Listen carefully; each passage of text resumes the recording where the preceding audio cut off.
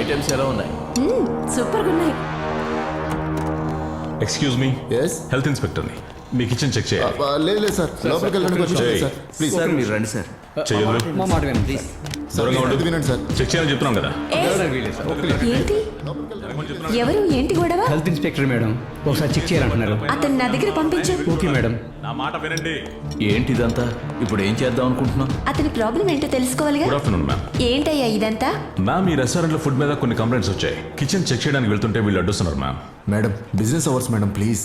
ఇక్కడ మీరు చెక్ చేయవలసిన పని లేదు. మేము రెగ్యులర్ గా ఇక్కడికే వచ్చి తింటూ ఉంటాం. మ్యామ్, ఇప్పుడు మీరు తింటుంది హైజీనిక్ గా ఉంటుంది అనుకుంటున్నారా? మీ ముందున్న ఈ ఆహార పదార్థాల్లో వాళ్ళు ఏం కలిపారో మీకు తెలుసా మ్యామ్?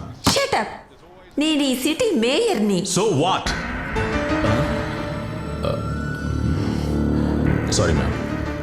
ఈ సిటీలో ఉండే ప్రతి ఒక్క హోటల్లో ఏ అధికారి అయినా కానీ, రాజకీయ నాయకుడు కానీ, ప్రతి ఒక్కరు కస్టమర్ గానే ఉంటారు. అంత మాత్రాన నేను మీ అందరికీ గుడ్ సర్టిఫికేట్ అని రాసి ఇవ్వగలనా? ఏయ్, నువ్వేదో గొప్ప వాళ్ళ ఫీల్ అయిపో మాకు. No ma'am. మీరు నన్ను అవమానించి మాట్లాడినా పర్వాలేదు. Can you spare 5 minutes for me? దయచేసి మీరు నిజం తెలుసుకోండి. అందుకే మీరు నాతో రండి. వీళ్ళ బండారం మొత్తం బయటపడుతుంది. ప్లీజ్ మ్యామ్, ఏయ్, ప్లీజ్. ఎక్కడికి రావాలో చెప్పండి, మేము వస్తాం.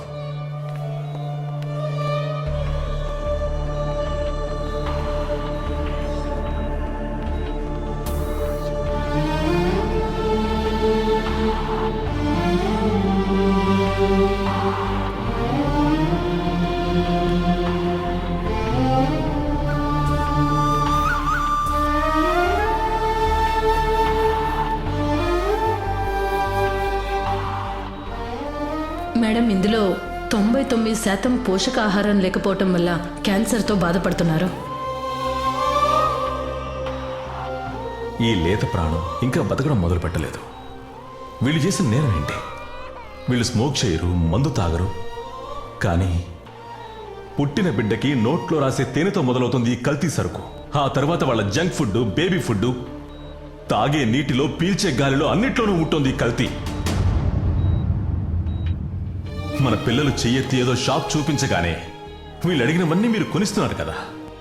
అలా డబ్బులిచ్చి కొనివ్వడంతో పాటు వ్యాధుల్ని కూడా కొనిస్తున్నారు మేడం.